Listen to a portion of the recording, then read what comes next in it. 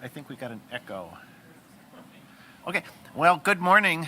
It is Thursday, July 17th, 2025, just after 8 o'clock a.m. We're at City Hall, and I will be with the quorum of members present. I'll be calling the Capital Improvement Committee to order.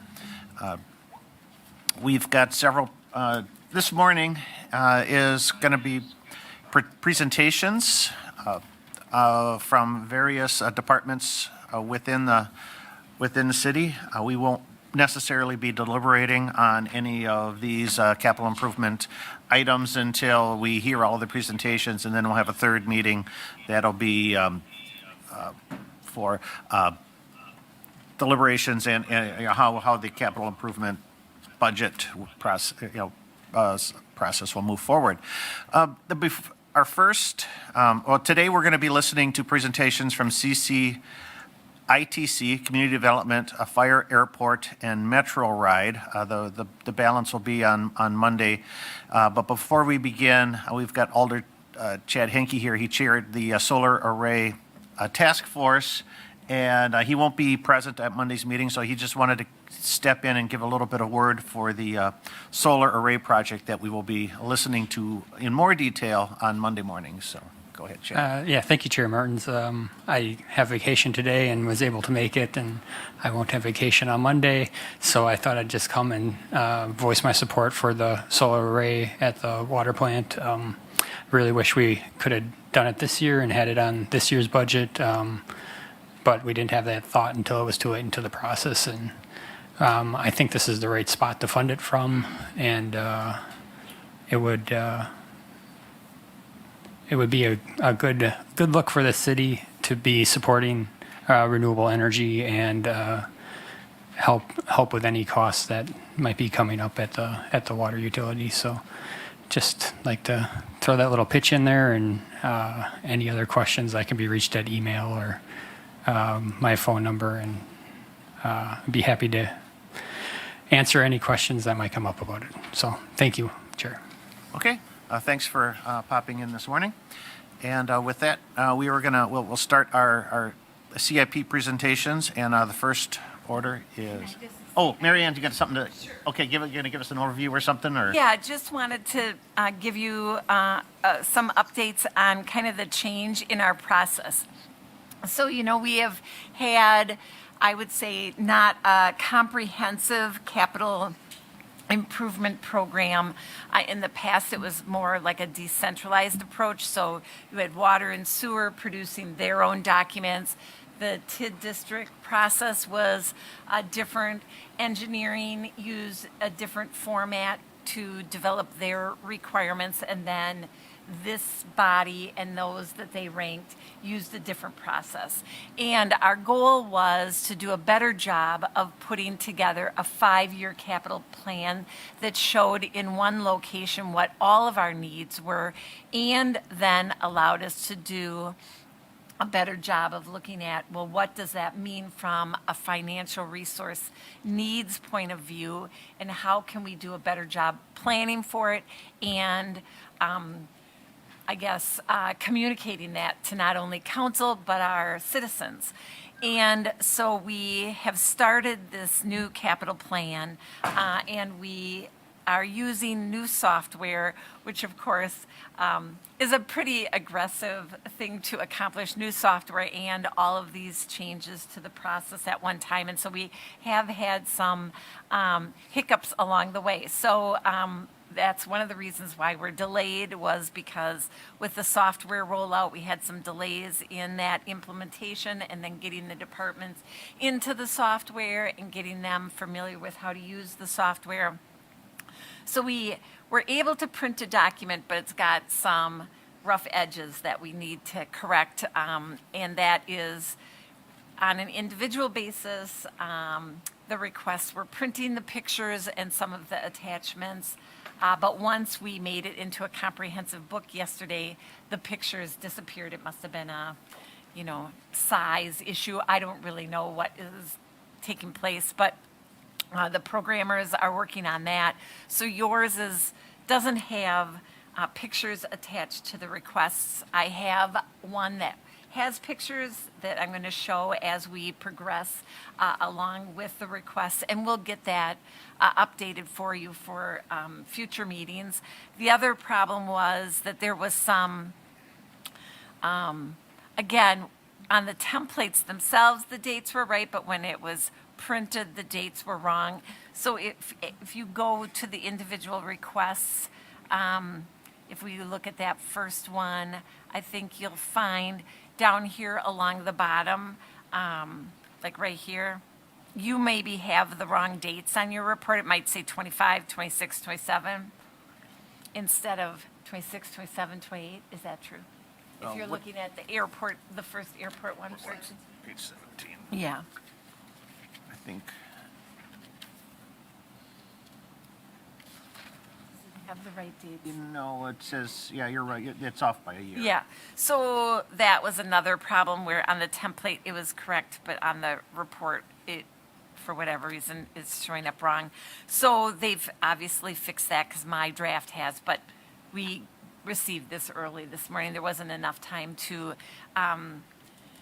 reprint these for you. So those are like our two rough edges, but we have, other improvements that we're going to make to this going forward. But I really think that this is going to be a great improvement to our ability to do capital planning.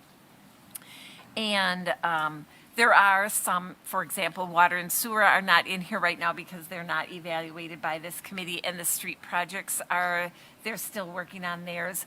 Obviously, for some departments that were used to doing a spreadsheet rather than a template for each one of their requests, it was a lot more work for them to get all of this loaded.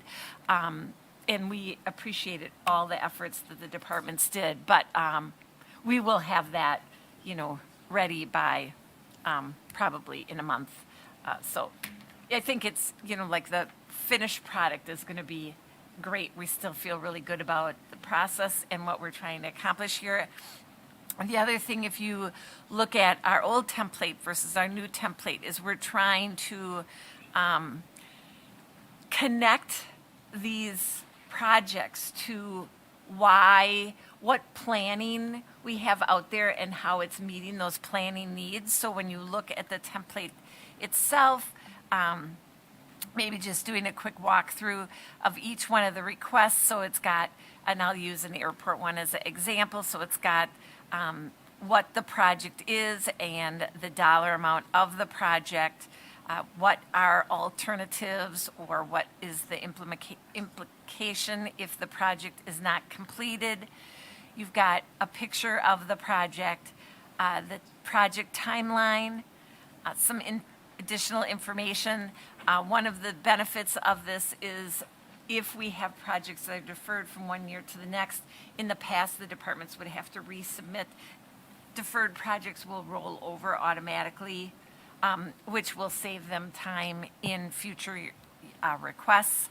So you're able to see if it was deferred from a prior year, what our strategic focus areas are, which really are part of that ranking matrix that you do. Oh, for whatever reason it doesn't. I have a touch screen and I'm used to touching my screen to progress things. A project description, and then down here, this is the area where we have added newts so that we can try to connect why we make investments that we make, why it's important to invest in transportation or things. So connecting it to our comprehensive plan, which that's one of the requests here, is updating our comprehensive plan from 2017, whether it was part of the strategic plan, if it's in a TID plan, or any other planning initiatives, because we have lots of other planning initiatives that take place within the city, whether it's a department strategic plan, whether it be like the River Edge Trail plan. So really trying to connect those so that we can see that we do things for a reason and that we're making progress on some of the goals that we set for ourselves, because we historically have done a lot of planning, but we don't often circle back to that planning and say, look at how we're accomplishing the goals that we've set out for ourselves. And then things that you're familiar with as far as like when okay, I'm an old dog, it's really hard to learn new tricks. When the expenses are going to be incurred, what the funding sources for those would be, and then whether we expect this investment to change our operating expenses. Because if we're building a new asset, obviously there's going to be additional costs. Sometimes implementation of a new project can reduce our operating costs, or it can increase our operating costs. So that's, I guess, just a walkthrough of the request.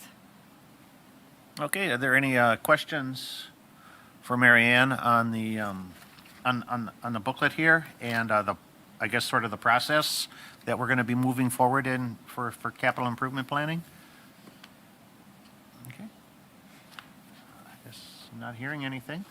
Well, it's good to hear. I like this, that we're looking at these capital plans as a 5-year process. So we know, because when we make these decisions, they're not a snapshot in time. There's always implications into the future. So thinking about that as we move forward is definitely should give us help us make better decisions. Right. Another big project that we're trying to get in here, Eric's working on it right now, is adding the lead service line replacement for the rest of its, life, I guess.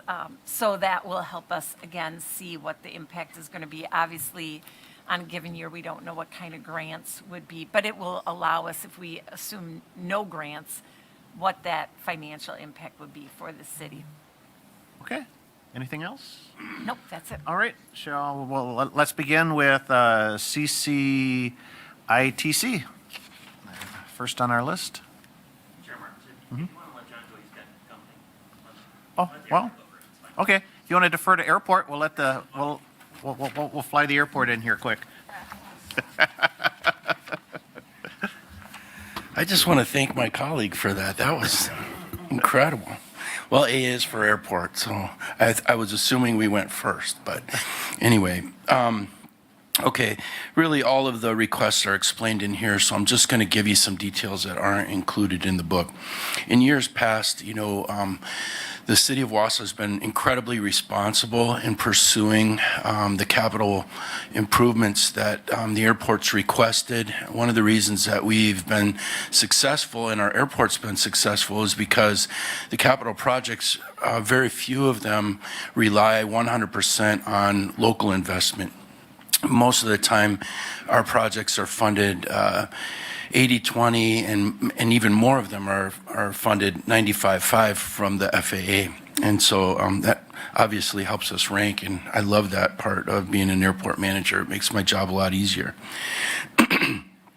So if you look at the list of projects that we've got on here, there's really only one that would be 100% funded by the city, and I'll get to that in a minute. There are some things that convolute the process as well. One of them is that the FAA funding has to align with our funding in order to be able to do the project. And we can kind of look out into the future and discuss with the Bureau of Aeronautics what years the FAA may have the funding available, and we try to plan for that. We also have to plan for our infrastructure as well. One example of that is the pavements at the airport. We had hoped to do the pavements at the airport starting like 3 years ago, but the FAA was reluctant to fund those projects for the last 3 years for whatever reason, and so we're actually 3 years behind. I'd love to be able to take you out to runway 5 and 23 and show you the deterioration that's taken place in the last 3 years. And I'll tell you, we were incredibly concerned that we were going to have to shut that runway down this winter because of the deterioration. It wasn't until 2 weeks ago that the FAA finally gave the green light, and we are going to get that project done. Carl, when's that going to be? Bid opening is today. Yeah, bid opening's today. So, I mean, we're just getting it in under the wire. Capital projects, even though the city has done their part and set aside the money, the FAA hasn't come through every year. So, we fought 5 years for the terminal. I think we fought 2 or 3 years 3 years for the crosswind runway. I think the FAA was feeling a little bit guilty, so the apron actually got funded a little quicker than the other two, but they all had to wait until this year. I don't see that changing much in the future, especially with the restructuring at the FAA. So we could put our money aside and then have to wait for funding to come through. The other thing that convolutes the process is there was a policy change at the Bureau of Aeronautics about 2 or 3 years ago. Anytime that we have design, the city the city has to fund the cost of that design at a rate of 50-50 at the beginning. I guess it's the Bureau's or the FAA's position that they want to see commitment from the airport owner that they're actually going to do the project. So once the project is approved, we are later reimbursed at 95.5? Yeah, some of the designs. I'm sorry. This is Carl Kemper from Becker Op. So you're correct, John. Just within probably the last year or year and a half, the BOA and FAA have thrown a little bit of a curveball that they want to see the designs funded at either 50-50 sponsor BOA or 80-20 BOA sponsor, so a 20% sponsor share. So what we've done in the CIP, I believe, is we've accounted for a 50-50 as kind of a worst case scenario for design. And like John said, then those would get reimbursed at a 5% city share. And actually, all the way up through 2026, it would be reimbursed at a 2.5% city share. So accounting-wise, that makes things a little bit more interesting and confusing. But in the end, the city or the owner of the airport pays a lot less than these projects could cost us if we had to do them 100%. I think that's all I want to go over with that. I can go down the list of projects here, and I'll just go down the list of projects, total cost of each year chart here.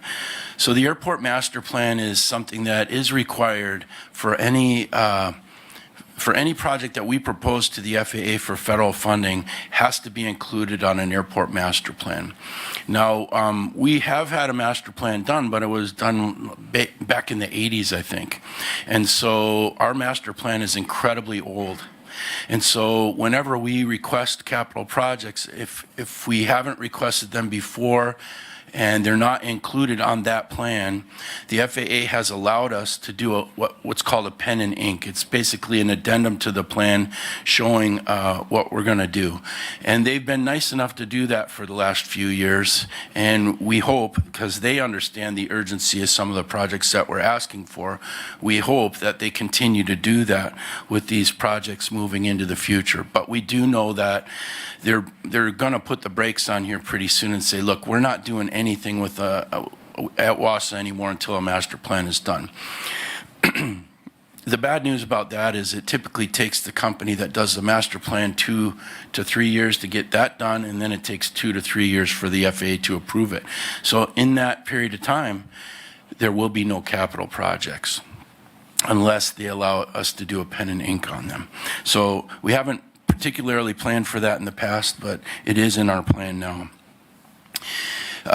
One of the things that we're emphasizing getting done at the airport is the pavements. We have been blessed with excellent soil at the airport that allows us to probably have the longest lifespan of runways in the state of Wisconsin. The pavements that are out there now they're 33 years old, more than 33 years old. So most airports have done a runway rehab maybe once or even twice in that period of time.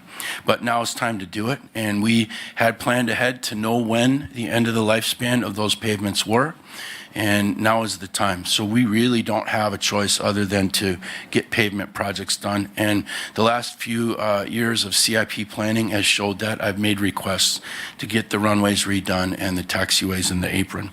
So this year we accomplished the apron, and we're going to get 5 and 2-3 done.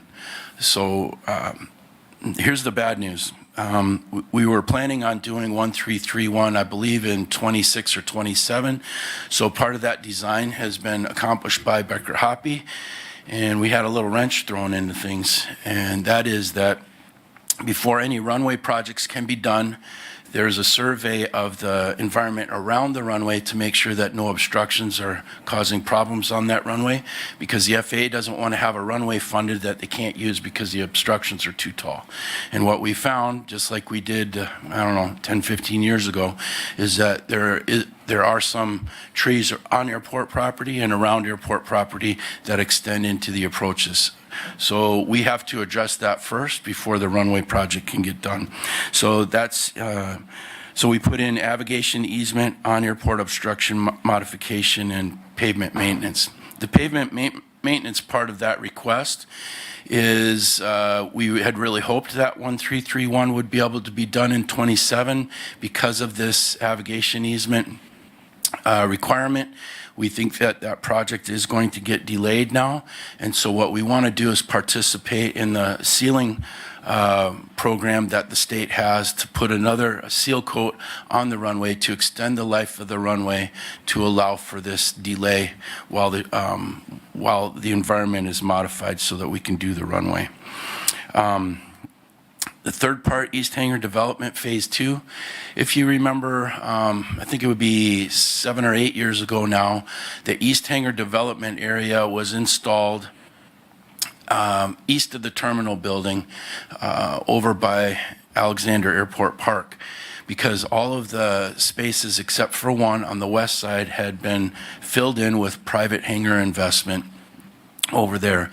So we wanted to create a new area to build hangars, and right now that area is 80% full. We've got one more hangar, well, we have 2 more hangars being built in that area before the end of the year. So that'll leave only 20% space left for hangars. So planning ahead, if the economy's good, we don't want to have that be at 100% without planning to be able to go further east and be able to allow to have more private hangars constructed in that area.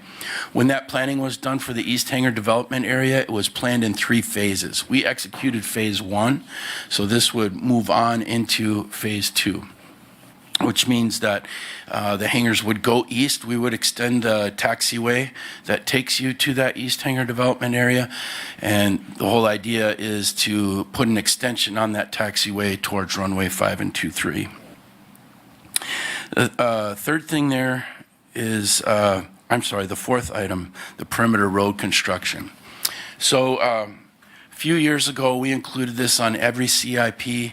One of the reasons that we wanted a perimeter road, or we want a perimeter road installed on the exterior of the fence, when we really started pushing for it was shortly after an accident of an airplane on an approach had placed that airplane outside of the fence, and it was difficult for crash, fire, and rescue to get to that location because there was a fence around the airport. At that time, we had entertained the idea of maybe connecting a perimeter road to existing trails within the city.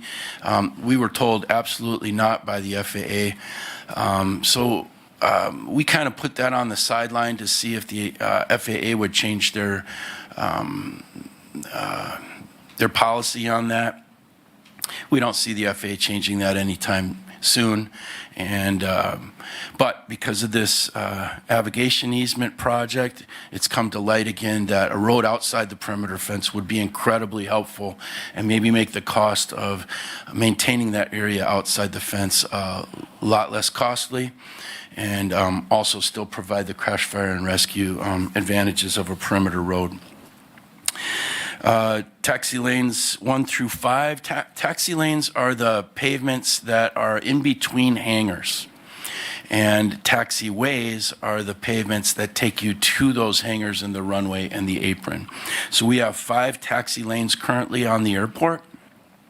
I explained the explanation of the deterioration of the pavements for the taxiways and apron and runway.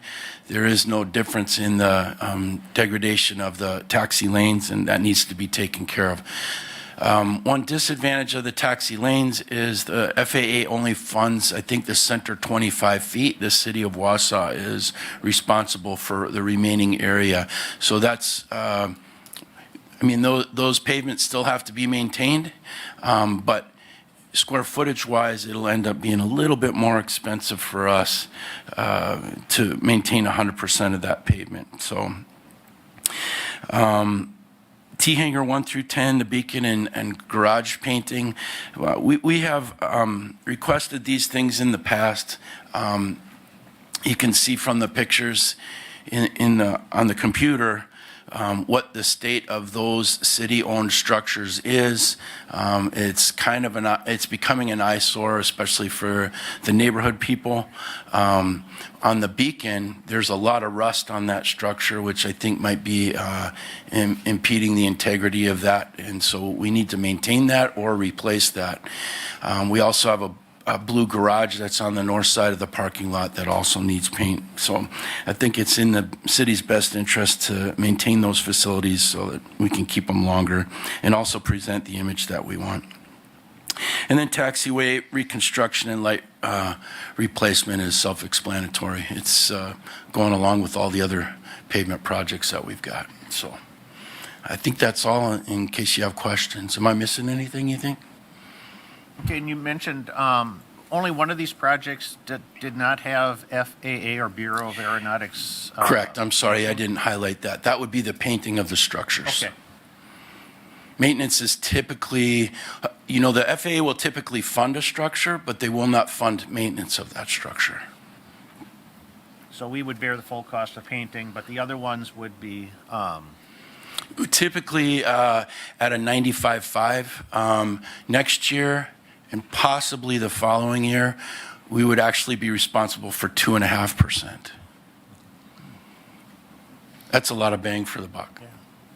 all right. Any questions for John or for the airport? Alderman Rasmussen? Thank you. Just a couple. So I guess just to distill this down, because this really is a plan that goes out now into the future. So in year 2026, the master plan is not planned for that year. It looks like that's down the road. But the ask for 2026 for the avigation easement and the slurry seal to account for the delay, that boils down to $700,000 for next year. Correct. Okay. And then the perimeter road actually is kicked out to the final years of this plan, right? So, Yeah, we had we had put a lot of thought into bringing the perimeter road forward to help with that easement project. It's doubtful that let's put it this way, a perimeter road does not rank high on the FAA's list of projects. Sure. So it was doubtful that we could receive that funding with such short notice based on the amount of funding that's provided for Wisconsin and the things that have to be done at other airports. okay. And so the levy share or the rankable share of the avigation easement and the slurry seal is $35,000, not the full 700, Correct. right? The T-hanger situation has been brewing for a long time. Are those units we're renting those to people, so are Yeah. those all occupied with aircraft? They're at 100% occupancy right And they're now. aircraft, not other storage? Correct. Okay. And then, let's see, so your ask for 26 on the pavement side on 13, 1.3 and 3.1 is 40,000? Yeah, that's for design. So Okay, I see. Yeah, and that Way and- off, way out from construction, so, Yeah, Okay.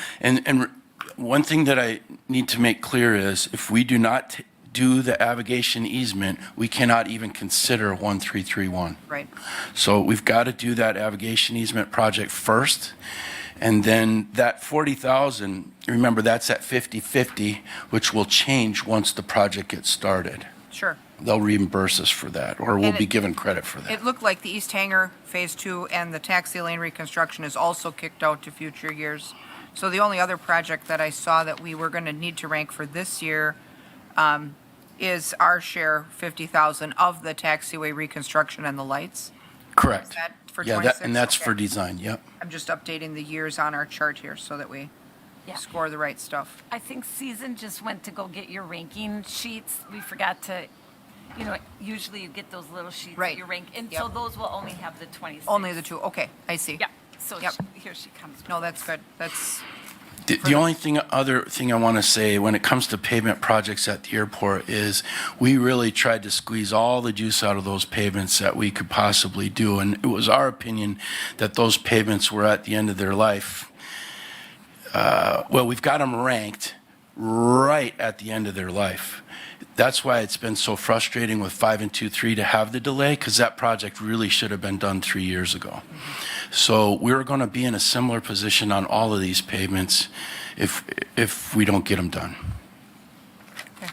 Well, and, I mean, just as a follow-up, we've talked about that in the airport committee, and the airport committee supports all of these. So, I mean, in the right time, as they come eligible for funding, we've had a lot of support within the airport committee for all of these projects, because the need was clear. Yes, and if anybody from this committee would like to go out to the airport, just call me. I'd be happy to take them out there and really show you firsthand what we're talking about in the description to help you with your decision.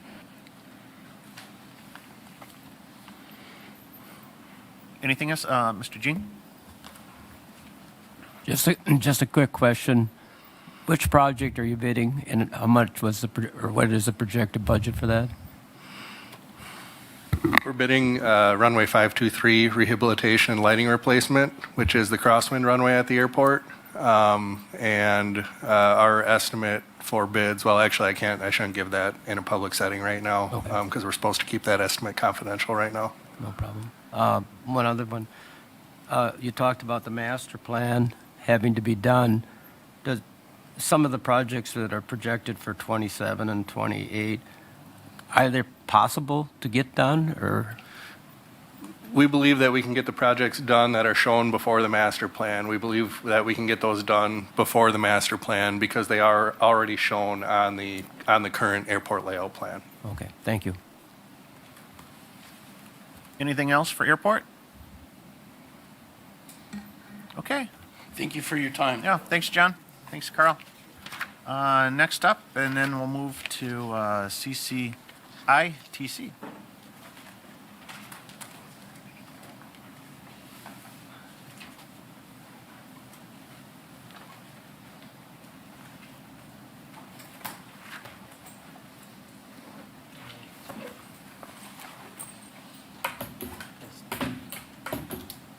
Oh, that's why John was fighting with it. Doesn't want to close. Good morning. Morning. I think everybody knows me, so I don't have to do the introduction thing. Okay, I have 4 requests in here. I'd like to go through them in the order of priority, if that's okay. That's actually not exactly the way they're laid out in here. Is that all right? Yeah? That's fine. Okay. Yeah. So the highest priority on here is let me get to the right page so I can follow along with you guys. It's actually the last one in your packet, IT Resiliency and Optimization Project. We have, this is actually a combination of 3 projects, 3 different things that need to get done, and they're all related to systems either being out of support or at end of life, hardware and software wise. There's 3 pieces to this one. The first one is our SQL databases. We, as you guys know, we continue to buy, we continue to contract and switch software to cloud solutions. So you'd think we'd have a lot less stuff on site, but we still have a lot of equipment on site. We still have almost 300 servers on site because many times when we put in these cloud solutions or license to use a cloud solution, we still end up with a local server. Sometimes it's just a staging server. It just depends on how it's designed. So we still have almost 300 servers. I think all of them are virtualized. There might be a couple. There's a few physical ones that we use for backup, but mainly they're all virtualized. And then many of the vendors require us to set up a server and then set up a SQL database behind it, and then they do the configuration of the database behind it. So we almost all of our software now uses Microsoft's database. It's called SQL. Microsoft SQL Server. We have about 33 of those instances that spread across our servers, and almost all of those are at end of support. They've been installed over a number of years, and we'll need to relicense them next year. That project will support stuff that's happening at the county as well and at North Central Healthcare. So the city's portion of it is it's divided up after we figure out the cost for the licenses. The city's portion of it is in the report. The second one is upstairs. We have a server room, and that includes a bunch of the equipment that we have. And it has some servers in it. It has most of our backup environment in it, and it has the core of our network. That's on the third floor of this building. It's a raised floor like an old style computer room. It's actually quite large. It's a lot larger than we need, but it's actually not very cost effective to cut it down in size right now. As we've had less and less equipment and more virtualized equipment, I think, Joe, you might remember when you worked in the building, that room was almost full of equipment. Now it's got about 6 racks in it. It's a lot smaller than it used to be. So there's a lot of extra room in it, but it still needs air handling and power controls. So we have two air handlers in there that the city put in and maintained. One runs 1 week, one runs the next week. And then the other critical component is fire. And then the third critical component is power. There's a UPS stack in there. I forget the year that it's in here. It's old, 2004.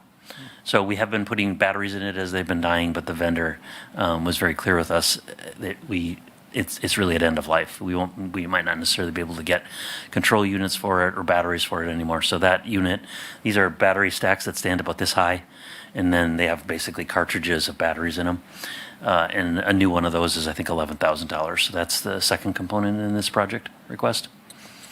And then the third one is our VPN environment. That's for anybody that remotes into us and for connections that we have to other locations that have to be secured.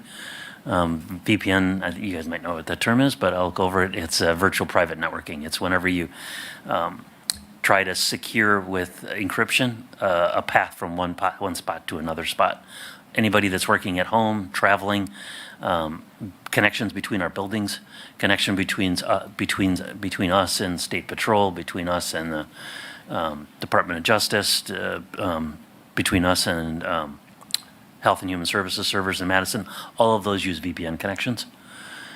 And our current one that we're using is a Cisco AnyConnect, and it's long stopped. They've stopped selling that product a long time ago, and it's at end of support right at the beginning of 27. So my hope is to replace that in 26.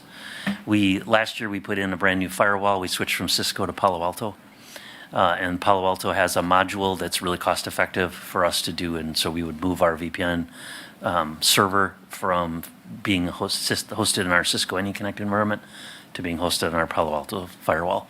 That also is one that will be split. The costs of that were also given to the county in their CIP request.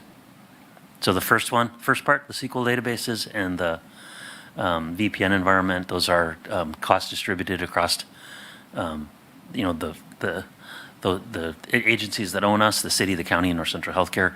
The database, the backup UPS stack that's upstairs is 100% city. But that's $11,000 of it. That's the first one. Any questions on that one? So That's my highest priority. So the $50,000 is the city's portion of this entire project? Yes. Okay. Yep. Any questions on that one? Okay, so then my next highest priority one is the wireless access points. That's the page right before this. We have a lot of wireless access points. There's several just in this room right here. We have tried to cover almost all of our building footprints so that people can walk around, can move around from office to office and conference room to conference room. In some buildings, we provide public access, like in this building in the courthouse, we provide free Wi-Fi. But the main thing that we need to do that with is just supporting staff. Mary Ann's on a wireless access point right now. On her laptop, she's talking to one of the ones in here, which is probably this guy right here. We have to keep those up to date, just like you guys do at home. You guys probably all have wireless access points at home. They, as we all know, they keep improving the security on them. They make them more and more complex to break into, and we have quite a few of them that are at end of support and do not support the latest standard, which is WAP 3, Wireless Access Point version 3. And so I think of I don't know if I have the number off the top of my head. I better read it so I don't just guess. I think you guys, the city has 30, a little over 30 of them that are, that need to be replaced next year. Somewhere in here I wrote that. Yeah, we have 360 access points across the county. Of those 130, 27 of them are facilities. Oh, sorry, we have 360 total. 130 need to be replaced next year. 27 of them are city ones. They're a little over $1,000 a piece once we license them. And then we usually install them ourselves. That's that project. Any questions on that? Any questions? No, okay. Okay, I'll move to the third one. We've been using Microsoft's, a lot of Microsoft licensed products. We use some of their stuff for security. One of the things that was available in the license that we were already using from Microsoft, we're using their product to scan our incoming email for viruses, as an example. Part of that product suite allowed us to do what they call data loss prevention. So it'll look at an email that's going outbound. It'll look at an email and decide whether it's going outbound or staying inside of our organization. And if it's going outbound, it'll look at the attachment to see if there's anything that's in there that it would consider personally identifiable information, PHI, financial information. So it looks for things like social security numbers, dates of birth, credit card numbers, those kind of things. And what the product will do is it will identify it, and then it'll encrypt it, and it'll send it to the remote end encrypted. It has been not a great product. We've had a lot of problems with vendors getting things that they can't unencrypt. And there's a better way to do that. There's a bunch of products on the market that do that, but in the products that we're looking at, this doesn't pick a particular one because we would do that later if it's funded. They allow us to data tag, and what we can do ahead of time is we can have it run across an area of a server, go through all of the files in the server, and then tag them by risk and criticality, and then we can use that for a variety. In addition to replacing the mail environment, so that it does a better job of identifying when to stop an attachment being shipped out of the organization. Because it would be tagged, we can also decide whether we want to stop it from getting put on a thumb drive, or being just transferred to another folder. And so there's a whole suite of products now that do that stuff and do it a lot better than the way we're doing it right now, which is we were trying to just see how much we could get out of the Microsoft licensing that we have in the Microsoft security platform. So their mail environment's pretty good. This particular piece of that product is not very good, and it doesn't offer the tagging piece that we'd like to have. So that's the third one. Anybody have any questions? Just riveting stuff. I know you guys love IT stuff. I guess I have just one question on yes. that. I guess Yeah. under what circumstances would we be transmitting documents that contain PHI? Are we looking at police reports, or, I mean, what's the context here that we would be, or that our departments would be shipping out data? Well, in a lot of cases, we would not want them to do it. So this product would, when it's properly tuned, would say, you can't do that. Like, hey, you can't send an Excel file out that has a bunch of credit cards in it, and it would just stop it because we would put a rule in place that says you can't do that. But in other cases, it would be emailing stuff to the state of Wisconsin, Department of Justice, other law enforcement agencies would be the most common things. So those would be health information, CJIS information, criminal justice information. Okay, And the so like. then under those circumstances, that document gets stopped. So then at that point, the user then needs to mask or redact the data before they can send it? They would hopefully they would question why they were trying to send that kind of information out across an email. Well, assuming And that they it would was- find another way to do it. So like, for Okay, example, I see. with the state and with the law enforcement agencies, they'll typically have, they typically won't expect that stuff by email. Mm-hmm. They'll give us what would be like a secured FTP environment. I see. Like, put a file up in this place, it's completely secured. I see. Okay. So, and that's Thanks. typically what we also do with whenever we do investigations where we have to send stuff to external lawyers. Okay. We usually don't email that stuff. We typically put it on our secure FTP site, or we ask the law firm for their secure site, and we put the files out there. Okay, that makes sense. Thank you. Yep. Because in practice, email itself is an unencrypted.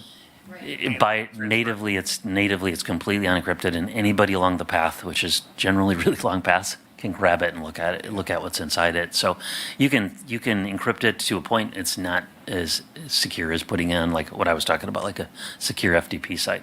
So like when I do that, I'll put it out, contact a lawyer. I might email them and say, or they'll get an email that says file's ready for you, but then I have to talk to them out of band. I'll have to leave them a voicemail with the password to do it. And that's really considered the most secure method for transport right now. The other thing is that we still allow people to put things on thumb drives, and that is quickly becoming an unallowed solution in a lot of networks. Yeah, that can be, yeah, especially for financial information, that can be quite a hazard. Yeah. Yeah, so I do anticipate continuing to try to work with everybody to figure out what's the best way to restrict the use of thumb drives, but still let people get their work done. You guys are probably all dealing with that outside of here as well, I'm sure. It's a pretty common issue now. So the last one I had was this is third-party risk management. Because we're moving to all these cloud solutions, a lot of these vendors are using a whole bunch of different vendors to do business. In fact, the Gravity product that you have in front of you right now, that product that is from Gravity is from a company called IGM. They actually use Google in the background. They use Google servers. They use Google security environment. When we have to respond to our audits that we have for financial audits, there's a whole component of it on IT. When we do the law enforcement audits, we have the CJIS audits. We have to ask all these questions about what we're doing to make sure that all of the vendors that we deal with, that their partners are secure. And that's getting more and more difficult to do because, for one thing, sometimes they don't even tell us about all of the third parties they have. Mary Ann's smiling because she got involved in one of these a little while ago. So there is a whole industry now that's starting to develop called third-party risk management, where you can contract with a company that says, hey, I'm going to send you a contract, review all of the third-party vendors, tell us if this or any of the vendors that they partner with have had any security problems, what are they doing to audit themselves, what are they doing to secure their networks. And that's something that we're not doing a great job on, but there's a whole bunch of products out there that could do that. But I have it as the lowest priority of these four. I think it would be a very useful tool, but in the scheme of things, compared to the other three, I marked this one as the lowest priority. Since most of these projects have a city-county shared, is our funding, necessary? I'm guessing our funding is going to be necessary in order for these projects to continue. So Typically, yes. yeah. So if we don't feel that, for example, the wireless access points are important to us, but the county does, that kind of puts a big monkey wrench into your overall. It does, Plannings. but that example, Chair Martin's, is actually the access points that we have budgeted in here. That one's not a split one because it's actually just funding the 27 that the city needs. Yeah. But the first project, that would IT definitely be a resilience. challenge. I have been fortunate enough. I've been in this job for almost 19 years now. I have chaperoned many CIP requests through the city and the county at the same time. I have almost always been able to make the same case and get them ranked about the same. Historically, I've had pretty good luck at that. That maybe my luck won't hold out forever, but I haven't had. There was once or twice we've had a project where we ended up waiting a year, where one of the city or the county was ready to fund it and the other one wasn't, and then I resubmitted it the next year and got it done. And I think for the most part, as long as I've been on this committee, it has most of these type of projects that have that city-county share typically do rank relatively high, but Yep. that is a, Yeah, Definitely is. this year is actually probably one of the lower request years that I've had in a long time. oh yeah, definitely. We don't have any $1 million projects in here this year, so No, not today. that's good. So, anything else, Mr. Jean? Just a quick question. Do you help with the communication link from the polls to the county clerk's office or wherever that information goes? A little bit. The 'Cause clerk's office basically uses that company that provides that equipment to do that, and they use Verizon wireless access points on them. Or sorry, wireless routers on them. Sorry. They've always said, and I know what goes on at the polls. I know how secure it is there, but the communication link, I didn't quite understand, but they said it's an independent line. Do you have that Yeah, information? the way that those work, as long as they have cellular access at those locations, it's encrypted. There's encryption chips in those devices, and then they get secure delivered to the courthouse. And we have basically a completely private network that they come into over there. Very good, thank you. Yep. Yeah, I thought you were going to go to we have had a lot of problems because we don't have broadband coverage in a lot of the rural parts of the county. So we still have people that can't do it that way, and they still have to drive it in. But every year that gets a little bit less. We get a little bit better cell coverage, and in some cases we have charter, and we'll run a connection to a town hall that hadn't had one in the past. So that number is getting smaller, thankfully. Anything else for CCITC? Okay. Thank you. Thanks, Jerry. Thanks for all of this. Next up is community development.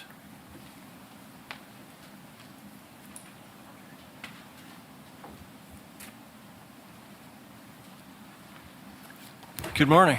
Morning, Brad. I haven't seen you for a while, so good to hear that today. Brad Lenz, City Planner. Andrew Lynch, Economic Development Manager.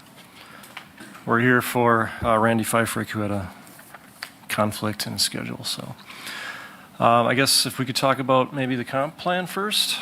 So this would be an update to our current comprehensive plan. As you may know, our current comprehensive plan was adopted in 2017.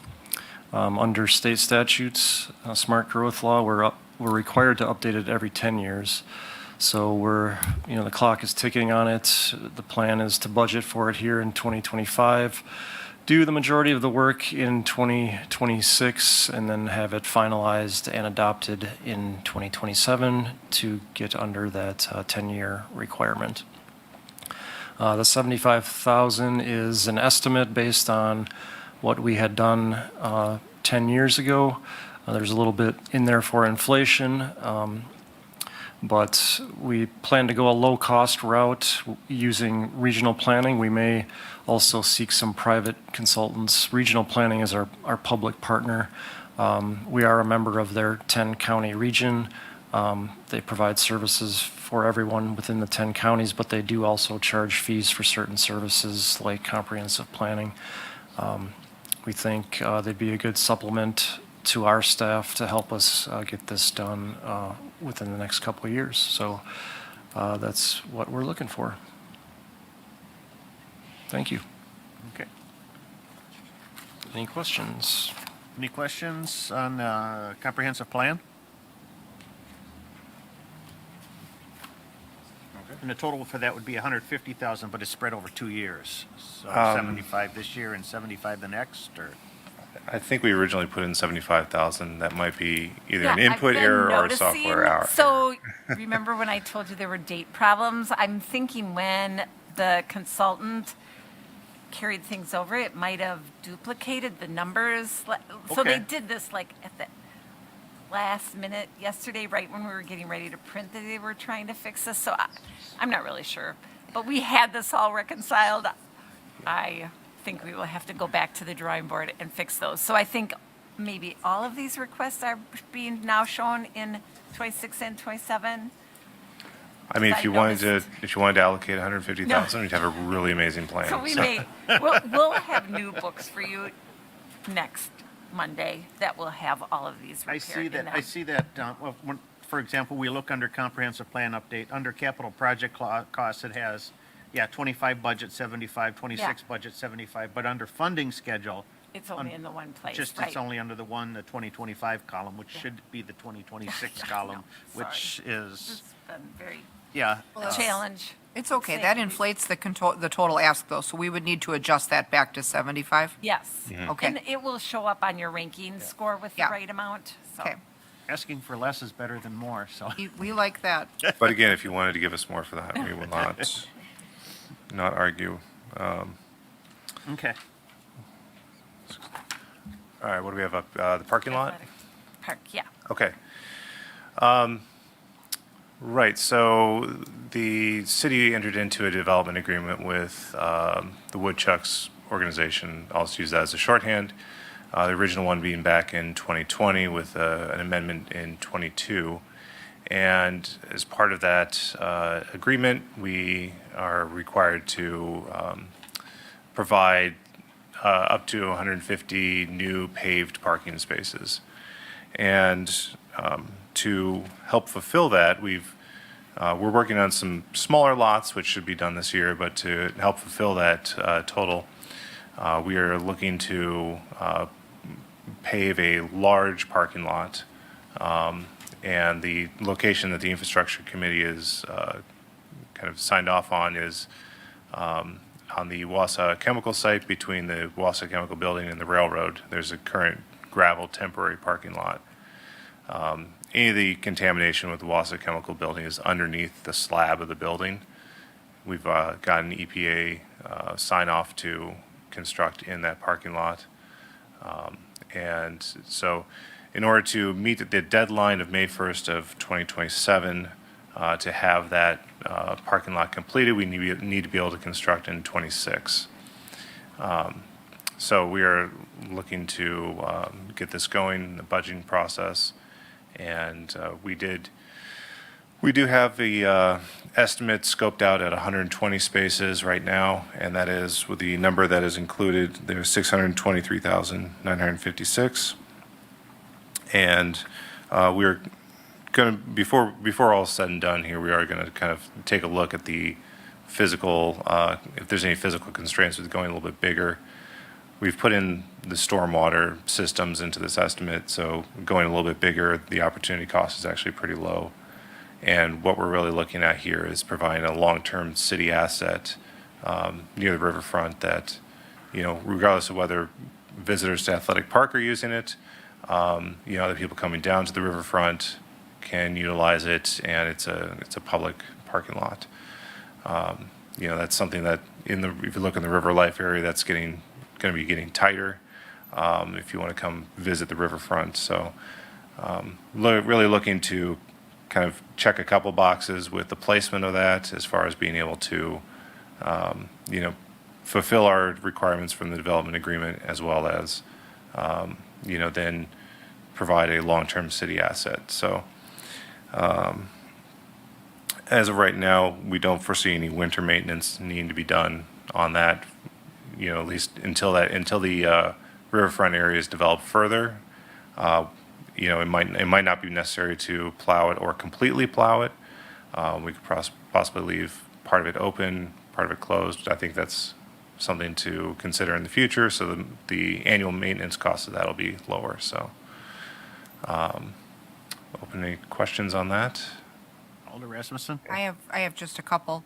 So as part of our riverfront master plan, one thing that we wanted to be cautious about was flat paved areas and, the installation of long-term flat public parking areas. I mean, we've encouraged construction with underground parking and whatnot, and we really don't have a clear plan for this particular area yet. Right. Because we've not invested in that planning, but knowing that at some point we'll offer up that Wausau chemical site as well as the old water plant site, not knowing what's going to go there yet. I mean, our need essentially right now is to take the Wausau chemical spot that isn't the building and basically pave over gravel, right? So does the athletic park agreement require that the spaces be paved, or that there just be an area available, paved? Yeah. Okay. It details out the need for the temporary lots, which we do now in gravel, but it requires that they be paved. I have some reservations about constructing a long-term durable, really durable parking lot in that area, just because I could see us with the right project having to tear that up and make way. So, knowing that DPW now has the equipment and is more capable than they've ever been of laying asphalt. I mean, they're paving neighborhood streets themselves now. I would be interested in what the cost would be to have them pave that space with, something that would look like maybe a 5-year solution, much like they've been doing. I mean, they do mill and overlay on neighborhood streets now, and they're turning out really nice. So rather than invest this much money in something that is going to last us 20 years, I would be interested in an interim solution that may save us some money if we could get those numbers from Eric and Dustin. Yeah, I'll look into that. Okay. I'd have to see how that how that flies with the development agreement language, but we can definitely look mean, into it. Paved is paved, and that, if that's all they're looking for, you could lay asphalt there and probably stripe it, and obviously DPW has an annual contract for that, so the material costs might be less if they can roll that into the product that they're already buying for neighborhood streets. Yeah, definitely look into that. Okay. We are looking at between 7 to 10 years on the Wausau chemical site before it is cleaned or available for Right, development. and So- not to say you'd put in something that was, such that it would start to look like the parking lot looks at Sylvan Hill. I mean, we're not going to want it to look like that. We don't want Right. it to disintegrate immediately, but I also think that there's maybe a medium in between gravel and, what we've got sitting as a paved parking lot now at Riverlife. I mean, that really, to me, seems like the quality that you would get from this. And I think maybe that's overkill if we don't know yet what's going to build up next to it.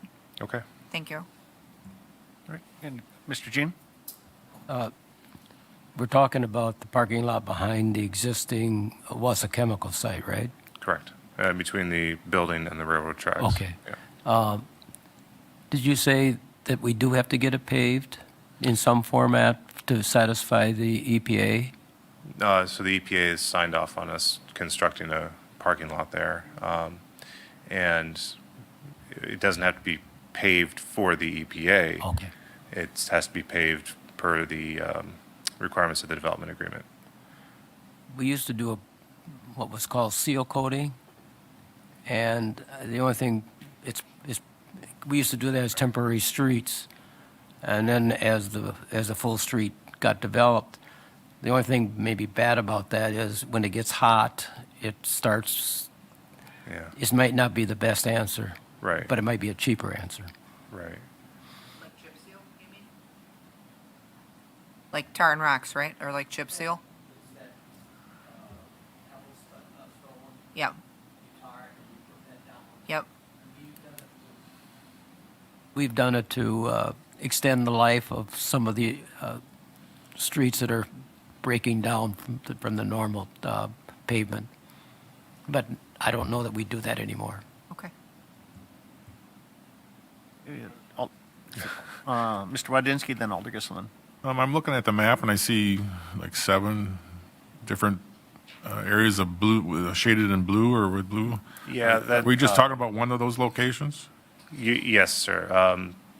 So that's a different map than what I thought was in there. But so if you look at the lower left-hand corner of that map, you see the long, skinny building By the next to the river. chemical plant? Yeah, that is the Okay. chemical plant. Yeah, so we're looking at that area all the way up to Wausau Ave and basically that length along the railroad tracks. The southwest one. Yes. Very good, thank you. Alder Gisselen. Thank you. The EPA just signed off because that is a Superfund site still being monitored, Correct. so maybe as a parking lot, but we certainly can't do much with regard to the development of that site for the foreseeable future. Correct. So you can maybe put a slab down or whatever, but So, has yeah, sorry, go ahead. well, and with regard to, I can understand the slab, but with regard to is there lighting also a part of the development agreement? Yes. So there's, would be some utility, some disturbing of the soil itself. Yes, so we do have factored into the cost excavation of contaminated soils, just in case there were any. I asked engineering to factor that in instead of just clean soils because I'd rather have that buffer built into the budget. Again, from my understanding, the contamination of Wausau chemicals contained underneath the slab of the building, and the parking lot is fine. However, just wanting to be careful with that site. You really should see the map of the whole Superfund site because that goes over to the west side with regard to the old city dump and to Marathon Electric. So the map itself is quite comprehensive with regard to that Superfund site constantly being monitored by the EPA, and it should be done this year again. But So that's with regard to my question with regard to the EPA. What's the future plan for the whole area with regard to, because I think there's a request for the water treatment plant to start to be demolished. Right. And I'm not sure about Wausau Chemical itself, but across Wausau Avenue, with regard to the old. Great Lakes. So does our, so this is 150 parking spots for athletic park. For this, for what, 2027 maybe? It would be finished in 26. So does the agreement carry forth for more? Or is 150 the limit? That Or is is that the- what we have to? That is the limit of our development agreement. So that, I thought I heard 500 some more. 500 was something from the original agreement where we had to count or denote 500 on-street parking spaces, which within a quarter mile of the front gate. We did that where there's actually 555, so we still have some So flexibility there. okay, so. That's a separate So for requirement. this project, it's 150 That's spaces. correct. Yeah. Okay, thank you. Yes. Thank you. All right. Anything else? Okay, and I would imagine that, we're talking about the future of this space around Wausau Chemicals, and that would factor into the comprehensive plan update that we're also looking at too. So Yeah. maybe one kind of works with the other, and it might be part of our decision process. Next up, I guess, was that River Edge Trail Extension? Yep, So- still got me. This is something we've had on CIP before, and this is the section of trail. Let's see what kind of image we have there. Oh, it looks nice. So this would be the extension of the East Side Trail north from Winton Street, where it currently ends, and it'll go north through what was the county materials property. City bought that about 3 years ago, and it'll extend north, and at the point where it narrows, cross over the railroad tracks and into Gilbert Park. The big linchpin with this is getting that crossing of the railroad tracks, because it'd be a new crossing.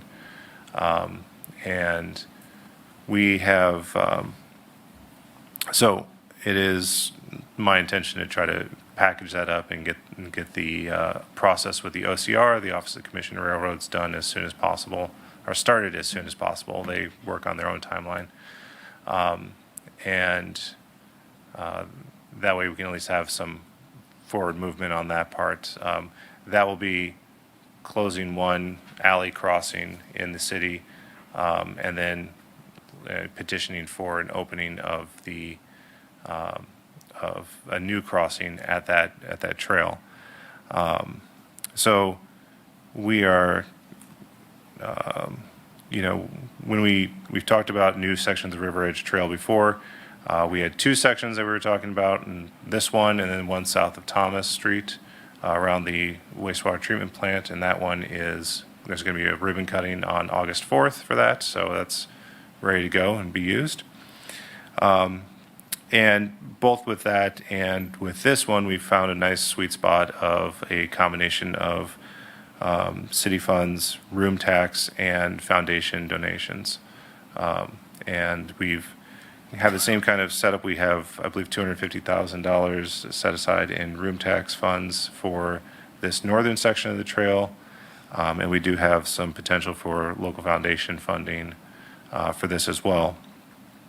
Doing this section would basically complete the east side of the River Edge Trail. Obviously, you can always go further south, but as far as the main section of the city, this would, in my opinion, consider it done. That would then allow us to focus more on the west side and completing that section. There's also a recent plan out that was completed that worked on the trail along an old railroad easement from Merrill all the way down to Wausau. And it would provide a connection in there to the River Edge Trail from Gilbert Park. So they see in Wausau, for that trail, they see the starting point for that being the Gilbert Street Park and going north. So this would be, another nice way to connect into what could be in the future a much larger trail network. So, any questions on that? Alder Gilselman, go ahead. A question with regard to north of Gilbert Park. Would the city, with regard to the extension to the Merrill, Yeah. just quickly, would the city be responsible, or what involvement would the city be from Gilbert Park north to, or don't we know yet? Don't know yet. The plan was just recently, I think a couple months ago, completed. Because I think it's starting to be talked about, and I'm just curious about that part of the trail north, specifically from Gilbert Park to the north to up to Evergreen. Sure. Curious. Thank you. Yeah. Yep. Alder Wazinski, Question? or Mr. Wazinski? Thank you. That, you said you had some other funding sources involved in this? Yes. Is that inclusive of this ask, or is this the total part of the city's ask? So I think before in the past, we've kind of targeted I believe $500,000 total cost for the trail. It is a little more complicated than that because in that northern section of the parcel, it gets skinny alongside the railroad. It's basically granite. So I'm just anticipating some more cost with that. You're asking for 800. Yeah. Is that what you're asking I think from the that's- city plus what you're getting from the other donors, or is No, that's or the other donors putting that's into closer that to the 800? total project cost. Okay, thank you. Yeah.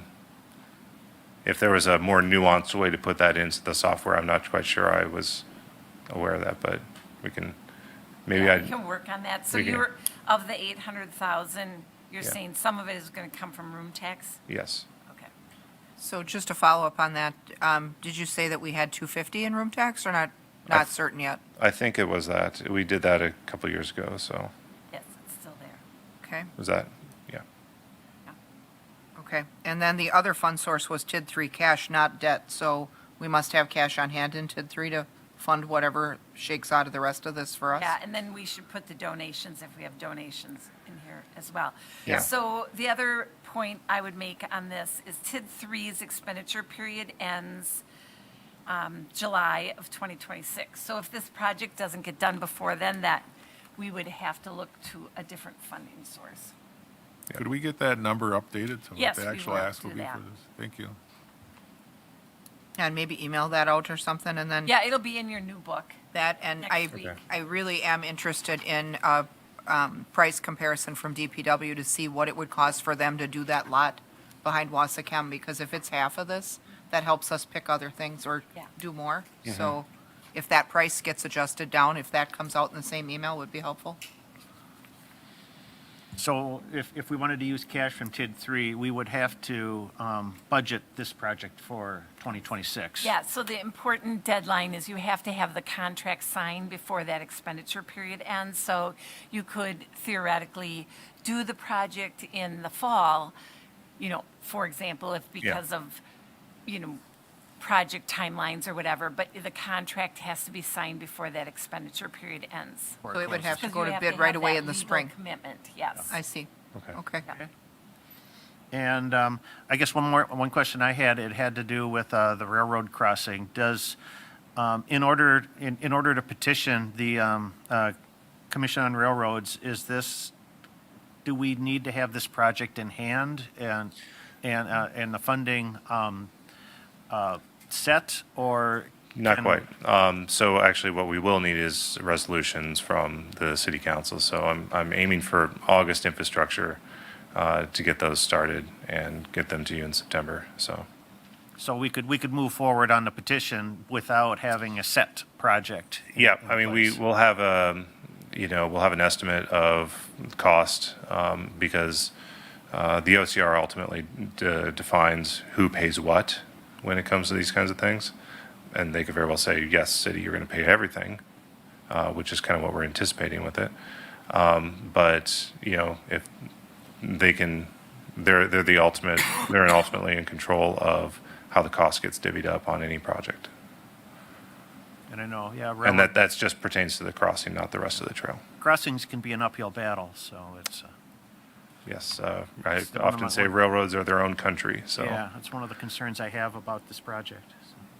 So, But we were talking about the project from Merrill to Wausau. I know, portions of the Wisconsin River have been designated a National Scenic Riverway, and there's talk about state funding for that trail between Wausau and Merrill, so there would be potential in the future for either state or federal money in development. I don't know if any of that would ever trickle down into our Riverwalk Trail or not, but I would really hope so. The River Edge Trail is definitely an asset for our community. And it's something that we've done very well with, and we should continue to nurture and develop, so. and I know a lot of those, just as a comparison, the city of Eau Claire, a lot of those state trails run through our designated state trails, so they do run through within the city limits of Eau Claire. So I can see the same potential happening here if what they're talking about between Merrill and Wausau happens and Yeah. state funding starts to flow. So, okay. Any other questions? All right. Thank you. Well, thank you much. Next up is fire. And I think we've got Fire Chief Kopp on the, he's virtually here, so. Good morning. Thank you for allowing me to join via Teams. All right. So,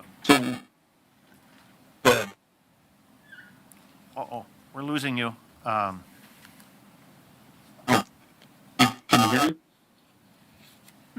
All of a sudden, you're sounding weird. Hold on a second, Chief. I think Well- I don't know if we got a bad connection or what, but Try again, Jeremy. You guys hear me now? Yeah. we can. Okay. Maybe I was just talking too soft. So, Some distortion. Yeah. I don't know why. You sound good, though. Okay. So, Jeremy, do you want to just go over, how long is this meeting supposed to last, season? 10. Till 10, okay. 'Cause Jeremy did a good job, and he's got all of his years in here. I don't know, do you want to start with your 26 requests? Ask you guys to save time if you want to just go through 26. Yeah, And I let's think, do that. a lot of them are pretty self-explanatory moving forward, but I'd be available to answer any questions on any other year. But for time's sake, if we just go through 26 today. Yeah, yeah. Yes, that sounds good. There's a lot in here, so yeah, let's go through the 26 stuff first. All right, so you see the training facilities on here. This is one that I've been working with collaboration with NTC, and I've gone to committee a couple times as far as infrastructure, looking for some property that the city owns. Some of the properties that we've found have either sold or aren't going to really meet the demands that we need as far as the training facility site goes. So I thought putting this in for CIP would be a good idea, so that we could broaden our horizons a little bit more of property that we would like to look at, and cover some of the expenses moving forward. So, for instance, NTC's put aside money through their CIP for $300,000 for equipment and props. And if we could have some money dedicated to either property, or if we found city property, we'd be able to put on Connex boxes or a building itself. That'd be very helpful to know where we can move forward and use the designated money in a timely fashion. So it's a little bit of a cart before the horse, but we do have some good ideas, and I thought it would be a great plan moving forward, where this is one of those things that if we can get a structure put up whether it's Connex boxes or a completed, um, you know, a permanent structure, then we would be able to look at doing different things as far as our training goes, look at revenue for allowing other departments to come in and use the facility, as well as look at our ISO rating for the city of Wausau and you know, get to one of my goals before I retire is to get our city to a ISO 1 level, which saves money for all taxpayers. So it's something I'd like to move forward on, but so far the hiccup has been finding the right piece of property without doing this wrong the first time. So Jeremy, are these training rooms like conference rooms, or can you explain what a training facility looks like? So the tower has to be a minimum of 3 stories high. You can go higher if you want.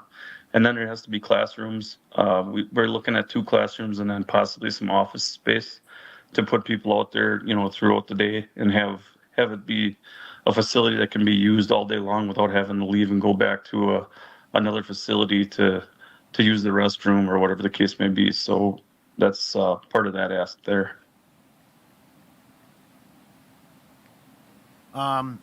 In this ask, the 882,000, does that include the possibility of land acquisition, or is this would just be for the physical building itself, the structure itself? Well, I think if we were able to secure it, I think if we found the right piece of land, it would be part of the land acquisition, and then we could talk about using Connex boxes instead of a fixed facility. But if we were to use it for just the facility itself and found city property that would be useful, then we would be able to build, you know, that we would be able to build the training structure that we really want rather than just the bare minimum. So this is the lower, this cost that you're looking at is the lower end of a Connex box facility with classrooms and a bathroom, or bathrooms, I should say. But it doesn't include property. So property would be above and beyond this if we went with a Connex box property. If we use some of this money towards property, then we would use the rest to do something a little bit smaller and something that we could add on to in the future. Okay. Any other questions? Alder Gisselman? Thank you. Well, I see the list of the new firehouse as well as the new training facility, and I see that wouldn't it be better, and I know we own some property with regard to the new firehouse, but looking through this, if this is a way this city wants to move, specifically the city council wants to move with regard to a new training facility, shouldn't we be looking at a spot somewhere that contains both facilities? Why are we looking at a property somewhere separate from the new number 1, as well as somewhere else, another facility that's a training facility? Shouldn't we be looking at some property that, if this is indeed the way we want to go, that would be big enough to contain both facilities? It seems to me that we, why I would step back and look, and, not saying that the property on Grand Avenue that we purchased for a new firehouse, it was a wrong decision, but I'm just saying that maybe we should be taking a look at something else with regard to a 3 to 4 to 5 year plan, if that's the way we want to go. I guess I'm debating within myself with regard to the training facility, but if this is the way the city council go with regard to our fire department, I think then we should step back and take a look further on down the line to see what else we can do. I think there's some other planning that needs to be done with regard to these 2 facilities that should be, I would think, should be adjacent to each other. Thank you. And that's a great question, and I'm glad you brought it up. The idea for me a little bit would be, as we grow, you're going to notice as we move on to some of these other topics, we're kind of outgrowing our facilities, right? Other than the new station too. And what I would like to see here is that we make sure that we put this on a property, not just because the city already owns a piece of property. I want to put it where it'd be ideal to be maybe a fourth station. The amount of calls that we run now, we're quite often out of 3 ambulances and needing to call mutual aid sometimes when we can't staff our 4th ambulance. And what I would like to see one day is that we're responding with 4 ambulances that are staffed, 24 hours, rather than a 4th ambulance that we have to take somebody off another rig to staff in order to get our 4th med out the door. I think this would be a great start at a 4th station where we could put another ambulance out there, a garage, maybe a small living quarters. That's why I say it'd be something that we could build onto and give us the option to respond in another district or area where we don't have the greatest coverage. To put it where a fire station is right now, we looked at that with Station 2, and unfortunately we lost the VA property to another buyer before we could move forward.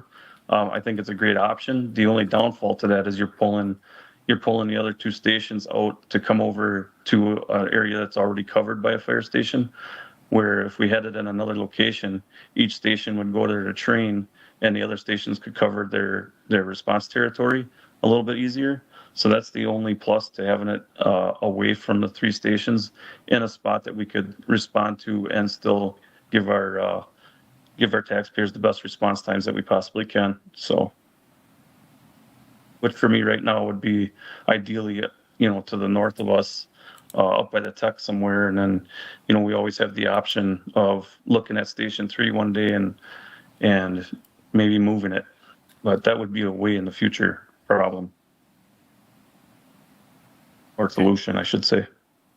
Alder Rasmussen? Thank you. I have some questions on this one as well. I certainly support the idea of training. I think that as we construct new facilities, we build training space into all of them. We've built training rooms into Station 2. Those buildings also have host towers that are used for training and things like that. So, but when I look at the larger picture with this, we are training more fire and EMS in-house than we ever have been before. We just launched a resident training program where we will have, prospective firefighters live and learn on site, even to take part in our program. So I think that our focus training is more than it's ever been. But what I see for this more than just being a extra city site that just trains our people is I would like to see us pursue a public safety training center in serious collaboration with NTC, potentially located either at or near their property. They're training fire and EMS personnel to operate statewide, and all of those students need training hours as well.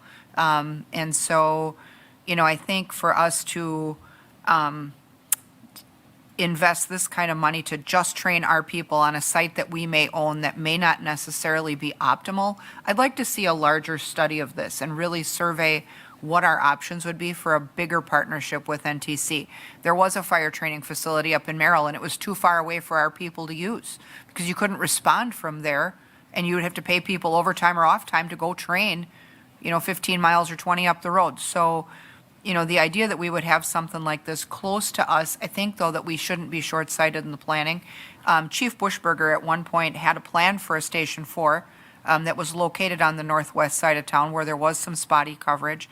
And part of that facility plan included partnership with NTC on a larger scale to locate that facility at or near their premises. Now, whether or not they still have the room, because they're building everywhere now over there as well, I think it's worth talking about.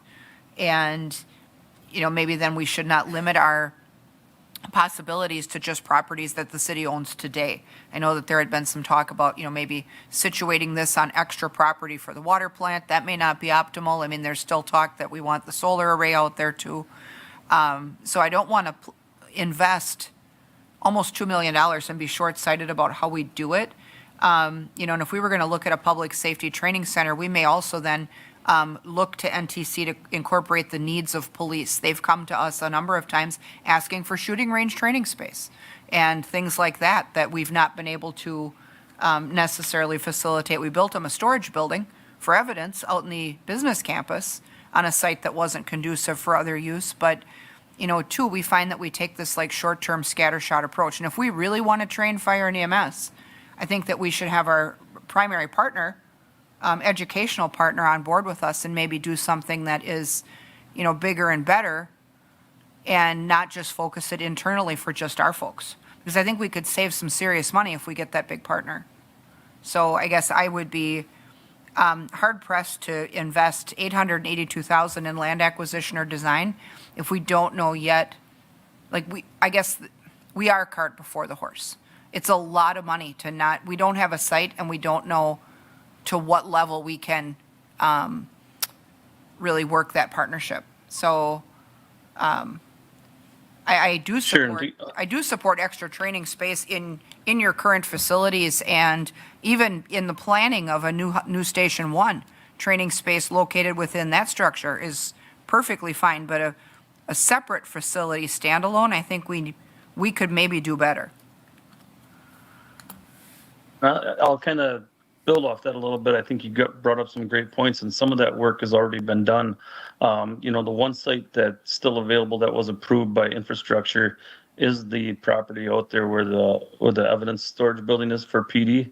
And we talked about going out there. The problem with training that far out from where our 3 stations are is, again, our response coverage and being so far on one end of the city compared to being centrally located. And we had many meetings with NTC early on about this, and they still have the Merrill facility, and they're all in on that Merrill facility. They don't, they don't want to take away from that, but they do support us, being in, that they're our neighbors in Wausau, and they want to do what they can to help us.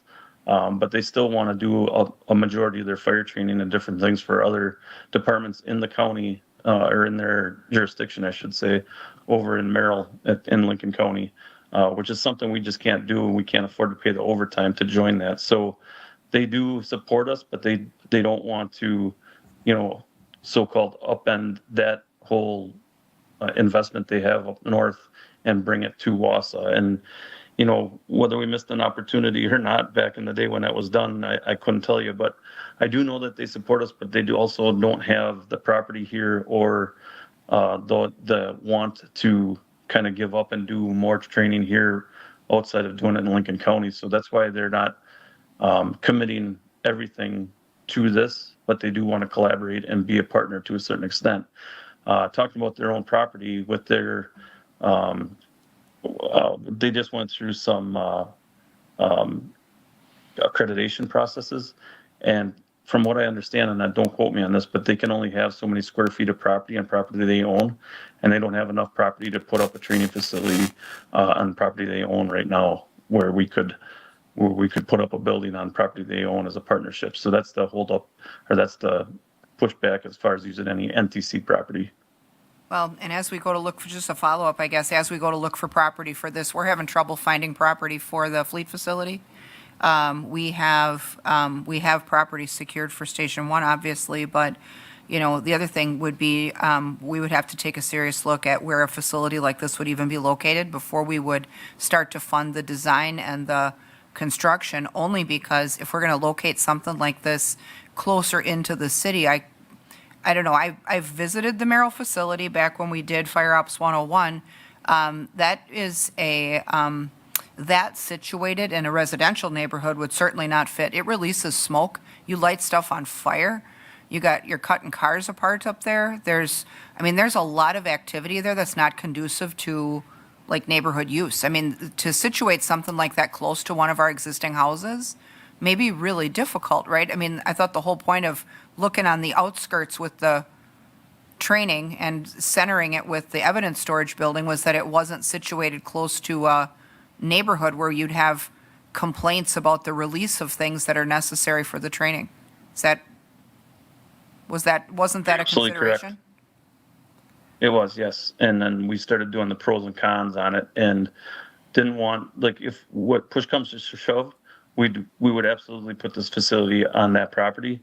But we didn't want to make a mistake by not looking at all of our options and making it something a little bit more conducive to the future. Now, I'm not saying that wouldn't be, because we are growing. Our city's growing out to the west, and that is an option. And then that's where this ask for $882,000 would come into play, to put a structure on that property and not have to use any of it to acquire property. So that would give us the full extent of a training facility as well as a garage where we could put an ambulance and respond out of there, or even put some of our apprentices, like you mentioned before, we have 6 apprentices right now, and I'd like to see us grow that program in the future and always have apprentices that we're training. So that is always an option. I don't want to rule that one out, but that's the only one left from what we brought forward to infrastructure committee.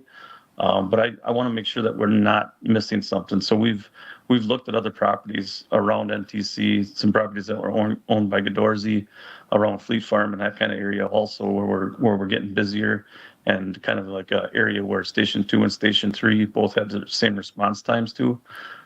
So that's kind of what we're looking at there, just not missing an opportunity. But when it comes down to it, if we can't find anything, I'd be more than happy to put a training facility out there and work with PD in some sort of collaboration on what they would want to put out there that would tie into our facility. I think it helps to serve the needs of both departments together, because often you also have the need even to train together, and we look for those opportunities. So I guess I would like this fleshed out a little bit more before we would just earmark 882,000, even if that means that we would fund some type of study or research rather than land acquisition. So I guess I need to know a little more. All right. Alder Gisselman? Well, in looking for partnerships, in the metro area, there's a lot of partnerships going between law enforcement and fire. And I think specifically if we're looking to the northwest side of the city, the town of Maine and the town of Stettin are good neighbors. You know, I think we should, just expanding on with regard to the study and the consultants, I think we need to step back and take a larger look.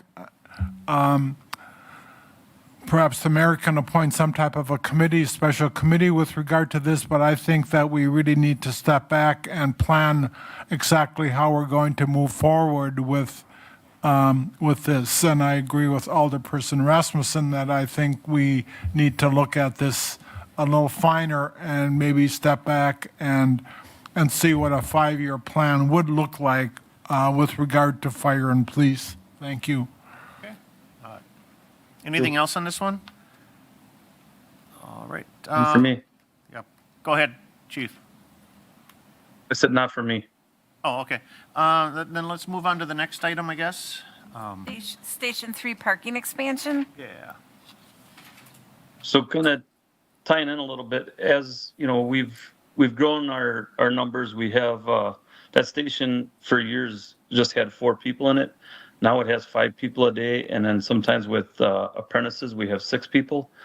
Same thing at Station 2, and we're completely out of room at Station 1. So when we have 6 people at Station 3, we're completely out of parking. We added a side stall, I think 2 years ago, to add on to where we can park behind the station with 4 vehicles. We added a side where we can get a 5th. Now when we have 6 people there, we're kind of limited to either parking in front of one of our garage doors, which works right now because we only have 2 vehicles there, or parking on the road, which Jeremy? obviously is not ideal. Yeah. You're breaking up really bad. I'm sorry. I haven't moved, but should I start over? No. Can you hear me You now? sound better. Better, stay just like that. Okay. Maybe I just got far away. So we could kind of hear. So you add 2 more people, and now you want $250,000 of parking. Well, that number is, yeah, so when we have 6 people there, we don't have enough parking. And that number is kind of just a round number, whether we purchased property that was near there, or if something ever came up, or if we found a way to make more parking around the building, which would be pretty hard because we don't have a lot of green space already. But, I would just say that this number was just for us to move forward and realize that we need more parking.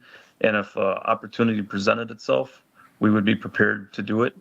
Or I would ask, DPW or Eric to come over and see what a solution would be for parking right now. But we're kind of handcuffed as far as that goes, unless we took some of the front yard and parked a couple vehicles in front of the building, which would kind of be an eyesore. Alder Rasmussen? I guess just a quick question. The only real solution to expand the territory there basically is to buy a house nearby, right? That becomes available. I mean, the way that sits and the topography there where it starts uphill, is there any other way other than to buy a property that's near there and make it parking? Not in my mind, unless we bought partial property from a neighbor, but even, something that would ever come up across the street in any direction might be ideal to have, a small parking lot where we could put everybody in and just walk across the street.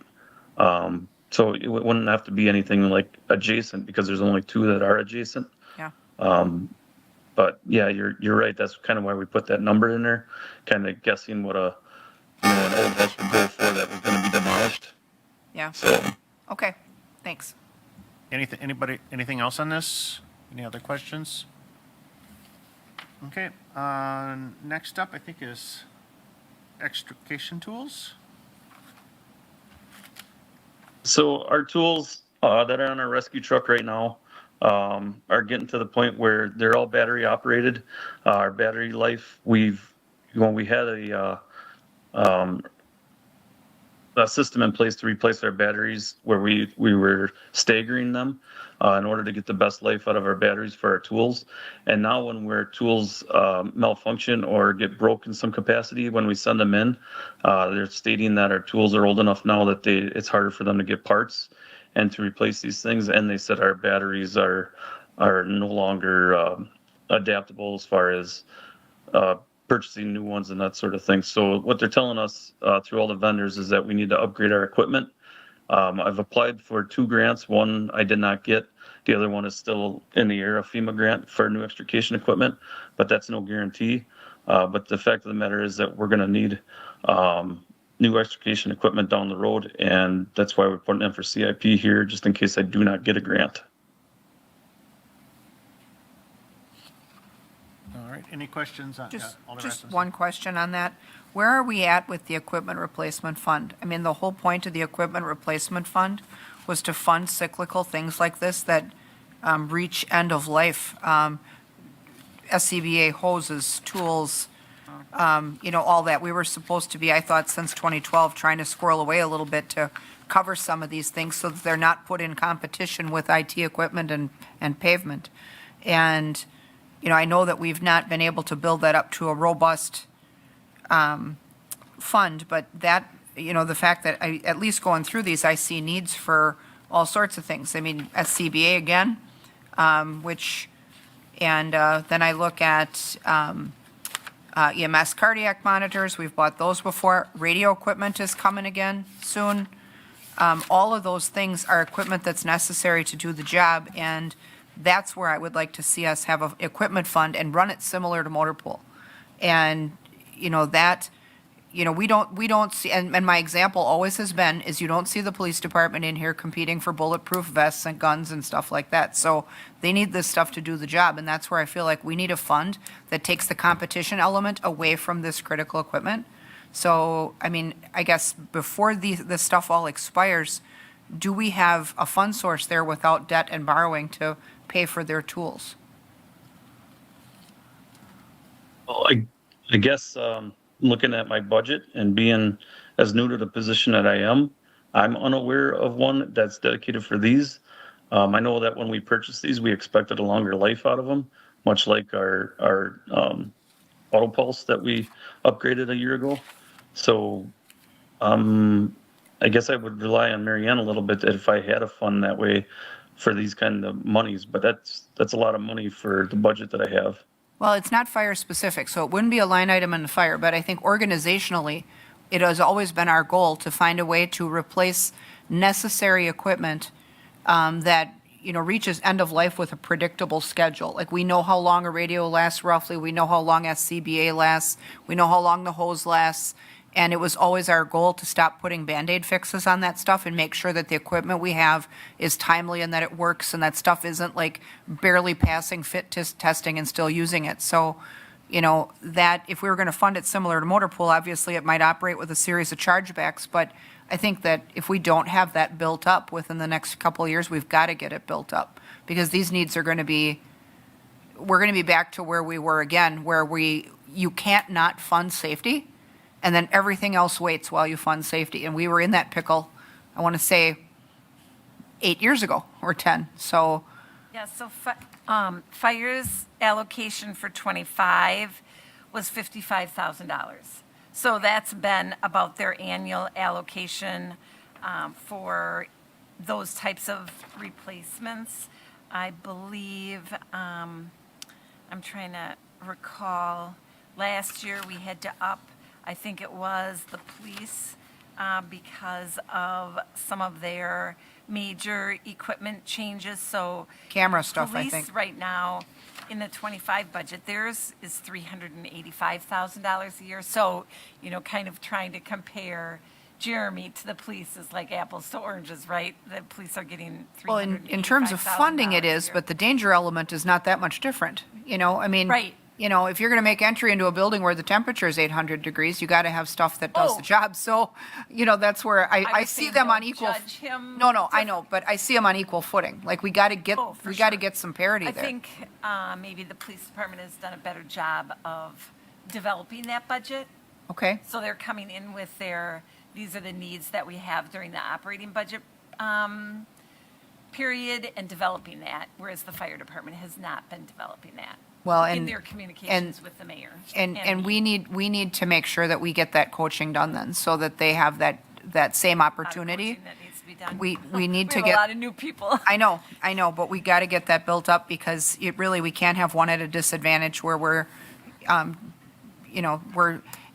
the reason we formed that in the first place is because we were seeing these asks and we knew that in some of these cases, no isn't an option. So then what are you left with, right? Right. So we got to get everybody up to speed on what needs to happen so that those needs are clearly communicated on the front end.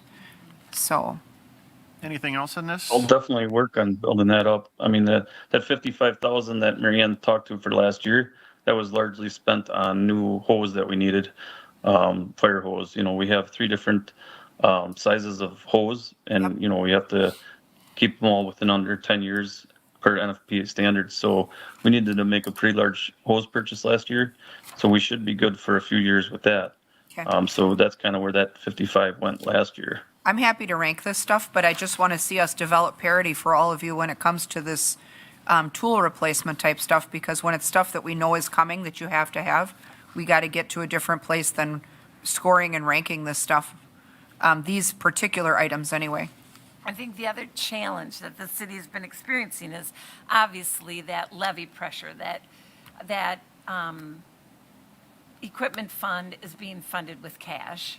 So basically levy. So, we've been trying to make gains in that area, but we're always bumping up into the levy limit and the pressure of other operating requests, just our basic cost of living, and, we've been expanding our FTEs, and so, you can only fit so much in a 10-pound bag, and that's what happens is, Right. You're just not able to meet some of those financial goals of moving off of funding capital with debt and competing and then establishing that operating. I mean, even you use motor pool as an example, obviously the finance committee has been trying to deal with the challenges of actually maintaining that equipment Right.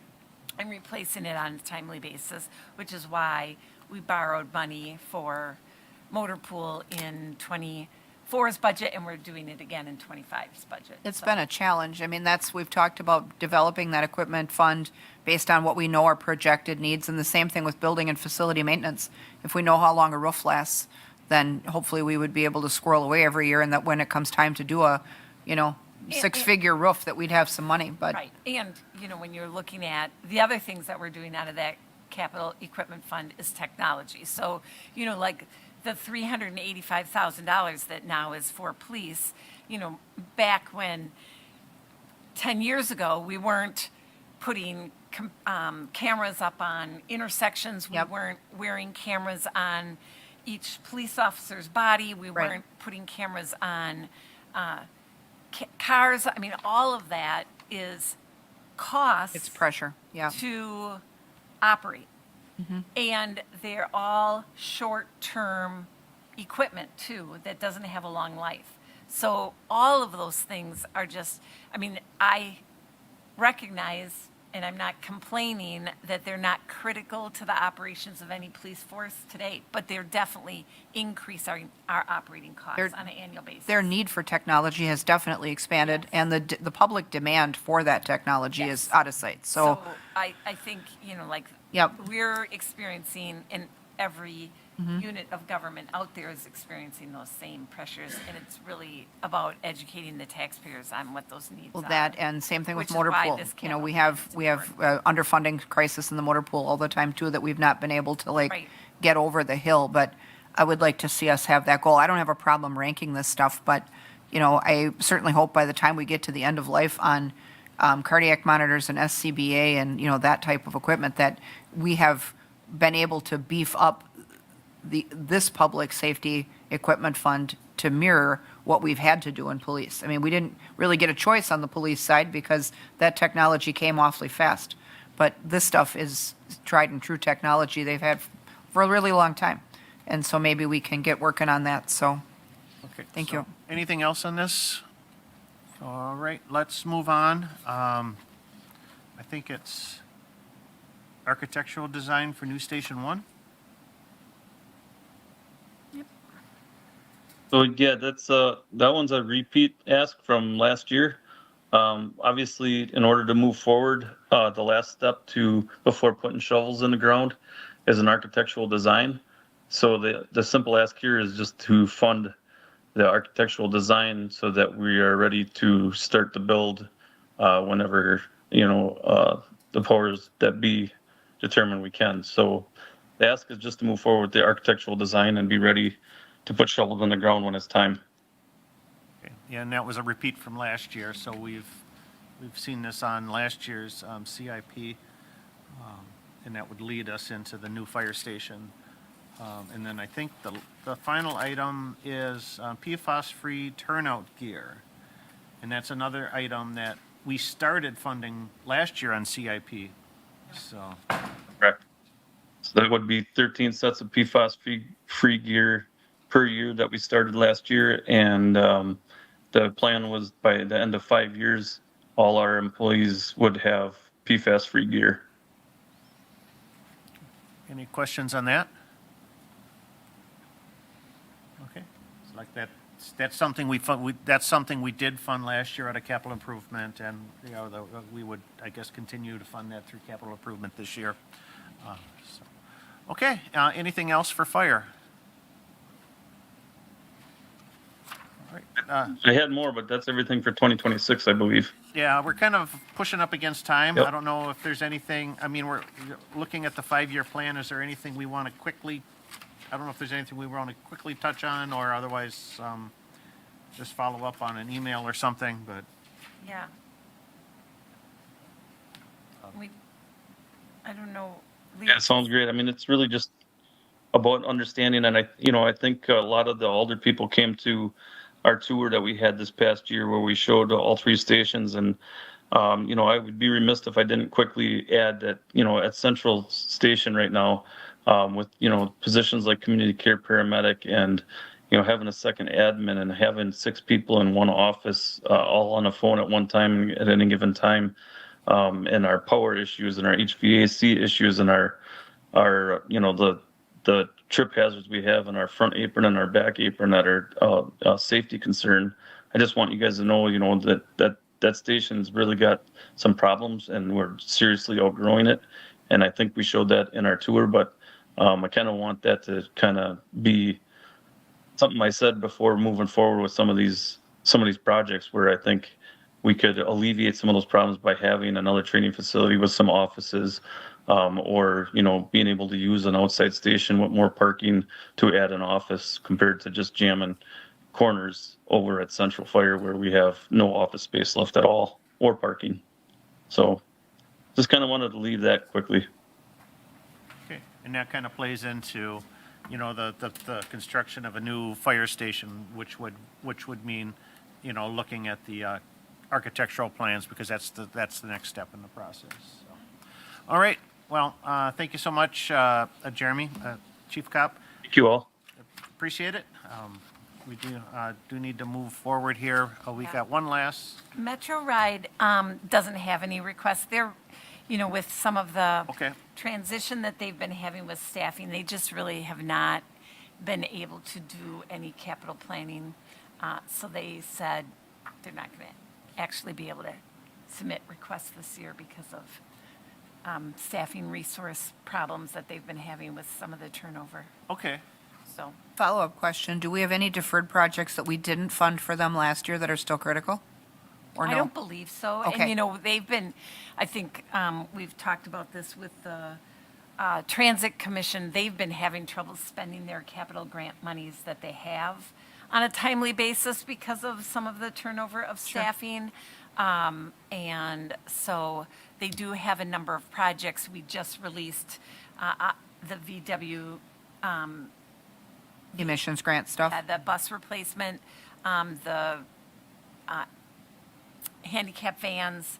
Paratransit vans. Paratransit, Yeah, thank you. I know they- And then they've got some other things going on over Okay. at Transit right now. They're just released a floor project, which we're bringing to finance for a budget mod at the next meeting. And then they have some other capital grants to look at technology projects as far as like if you want to be able to see where the bus is on Yeah. your phone, things like that, that they're working with consultants to actually develop what that RFP would look like. Okay. So they do have a lot on their plate, and they, like I said, with the staffing shortages in administration or the turnover, and then some other complications, it's been a struggle there. Yeah, well, and if they have some funding that they can use to meet those needs, I just wanted to make sure we didn't make them wait on something last Yeah. year and then, forget to bring it back, so. I don't think so. Okay, They've- good deal. They've had to struggle to